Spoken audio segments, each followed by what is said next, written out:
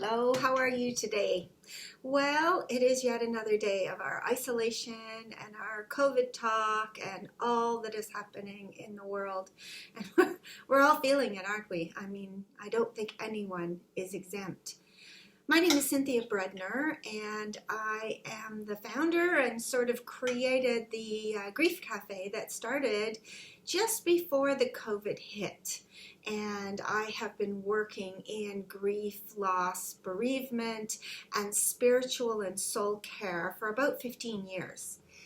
My background with a Master's of Divinity is a background of spiritual care, understanding the divine. Many call it God, but you can name it whatever you want. It's an energy that's beyond us, and how you believe in it and what you believe is really very personal. And I've worked in that area now, as I say, for about 15 years. I also have a Bachelor of Arts in the study of gerontology, which is the study of aging. And no matter what, I hate to tell you, but we're all aging. I don't care if you're 2, 15, 25, 35, 82. We're all at a stage where we are aging, and every minute we are older than we were the minute before. And how we deal with that is really, really important. So for the Bradford Women's Group, Jennifer asked me if I'd talk a little bit today about the grief process and how grief works often with people. Because we all hear about this. We hear about the grieving process and how people go through the stages of grief.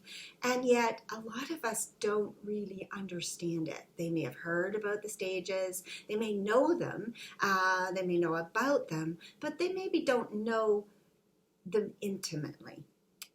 Now, as I say that, I want to say that we do know them intimately. We know them intimately because everybody goes through the stages of grief. No one is exempt, and no one is exempt. That's the only word I can use for it. You're not exempt. You're going to go through it. I often say to people that I can go through the stages of grief with a child wanting a cookie. And you can see the stages of grief. And when you're aware of them, you can see them in your friends and in your family. The other thing that we often talk about the stages of grief, as soon as we talk about grief or bereavement, we often think about that it only affects us if a person has died. Now, I help in hospice care. I do hospice phone calls right now, but before that I was doing one-on-one counseling with people through hospice as a volunteer to help them with their grief and their loss in the death of a loved one. Now, that is predominantly when people go through a grieving process, but actually we all go through a grieving process in any time that we have loss or change in our lives. So right now, the isolation that we're feeling is a loss. So therefore, we're feeling the grief. We're going through the stages of grief as we move through the stages of isolation. I remember when we were first talking about the isolation early back, over a month and a half ago, I was having a conversation with Miriam King, who is the writer, a journalist writer, and she was saying, we haven't hit the grieving stage yet. And I said, oh, yes, we have. Because when we were first in it, we were in the first stage, which is the stage of denial. And what that is that's when they say to us, okay, you have to isolate. You need to stay at home. And you go, what? What do you mean? I don't get it. No, that's silly. I'm not going to, no, we're not going to do that. That's the stage of denial. You're in it. It's the same way as if your partner or your spouse says to you, I want a divorce. You go, what? What do you mean? I don't get it. No, this can't be happening. No, I don't want to talk about it. Don't be silly. No. And you walk away. That's the stage of denial. Your job, you have your boss say to you, I'm really sorry, but your services are no longer needed. You go, what? What do you mean? I don't understand. Again, the stage of denial. So as we are in this isolation right now, and as we are in this area where we can't go to the park, we have to line up at the stores in a orderly fashion. We have to be told when we can go and speak to a cashier. We're in the stage of denial still. We just can't believe this is happening. And that's one of the early stages of the grieving, the loss process. As we move through, you go through the next stages. You'll go through anger. You'll go through bargaining. You'll go through depression.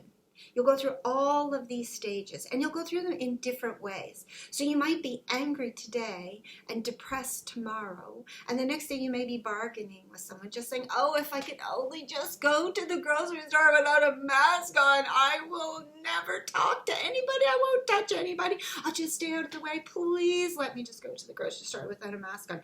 That's a stage of bargaining. You're trying to negotiate the grief that you're feeling. And then you move through anger. You're frustrated, you're angry, you lash out, you're yelling at your partner for no reason. You're yelling at your children just because they happen to be in the room with you. You know, you're feeling this anger that you can't seem to get rid of.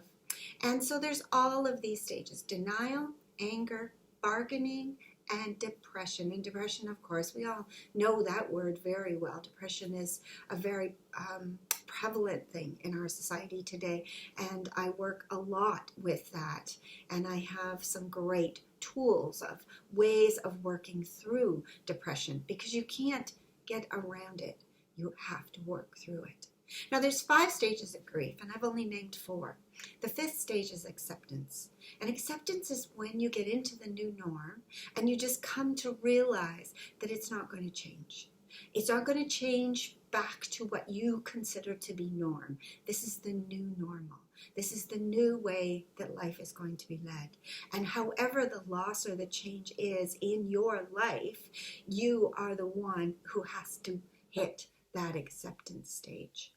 So as we all look at the grief process, the grief stages, this COVID conversation, sometimes we forget that it's not our whole life.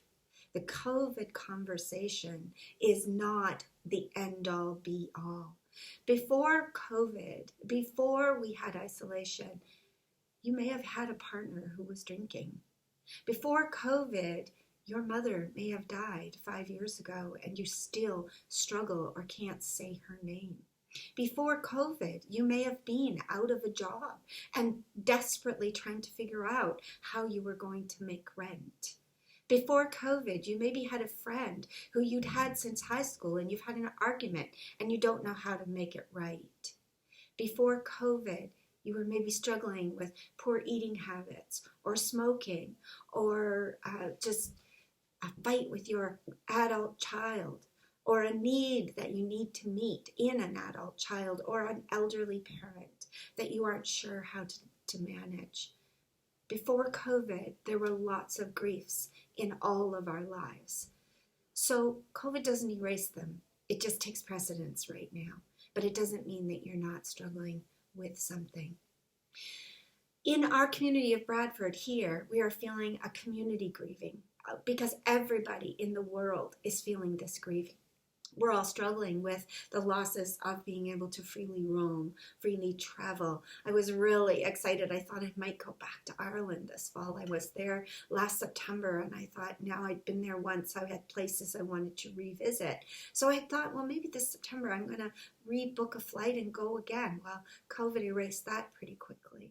So we all had aspirations. We had, as a community, we had exciting things we were going to do. I'm part of the Community Initiatives program. We were helping with providing meals on Friday nights, and that has come to a stop. The town of Bradford in itself was looking at new initiatives and building things and growth and everything has stopped. So as a community, we're all struggling with grief. We're all in denial. We're all in depression. We're all trying to bargain, trying to figure our way out of it. And it's just got to be what it is. So what are the ways out of all of this? How can we maybe find something that might help us feel better about this? Well, number one is take time with yourself. Trust in your own heart, your own spirit, your own soul. Trust that you can get through this, and you will get through it. And you will get through it with some bumps and some bruises, and you may have a fight that you'll have to apologize for. You may make decisions that you'll think afterwards, the only reason I made that decision was because of the situation. But trust in yourself that it's okay. You are exactly where you need to be. You are exactly what has to happen in your life is exactly going to be the way it needs to work out. So trust in yourself. Secondly, be kind to yourself. Listen to your heart. And when you are angry, when you are fighting, when you are depressed, when you are in denial, be kind to yourself and know that it's okay to be there. It's okay to feel what you are feeling. What isn't okay is when you knowingly take it out on your spouse or your children. That's not okay. What you can do is you can call someone who you trust, who will listen and who will be with you.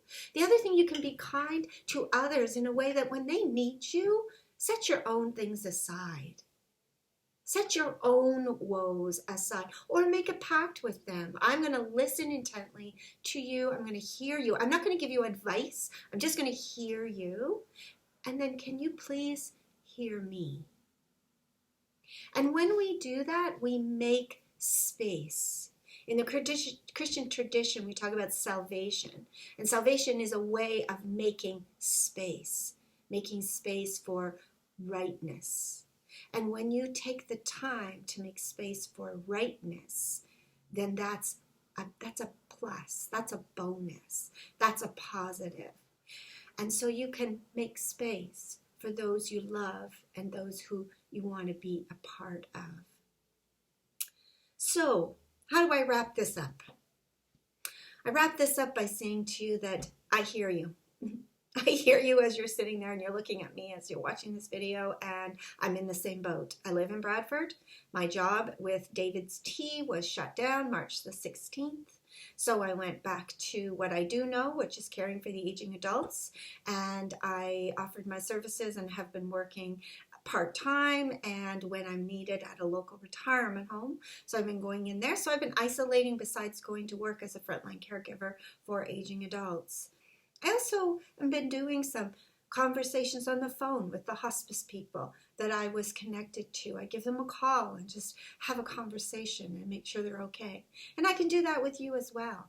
I can do that with anybody who needs a call or a Zoom just to have a conversation, just to have someone. And maybe I might have some tools in my tool chest that I can give to you to help you with whatever it is that you are struggling with.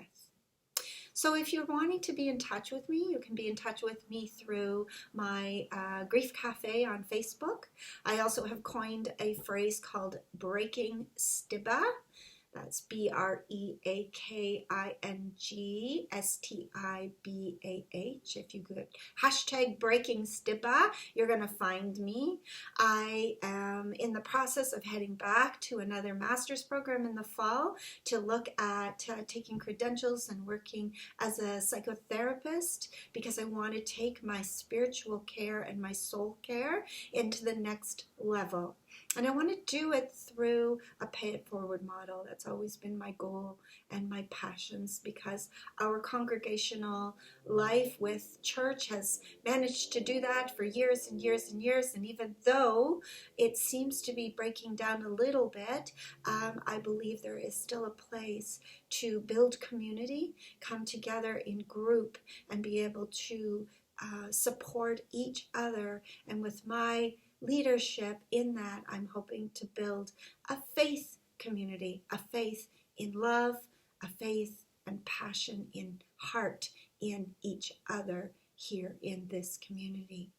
So I wish you well. Please feel free to get in touch with me through the Bradford Women's Group or through my own Facebook page, which is the hashtag Breaking Stigma, or through the Grief Cafe of Bradford, hashtag Grief Cafe Bradford, and I'm be more than willing to spend some time with you, give you some tools, and work with you.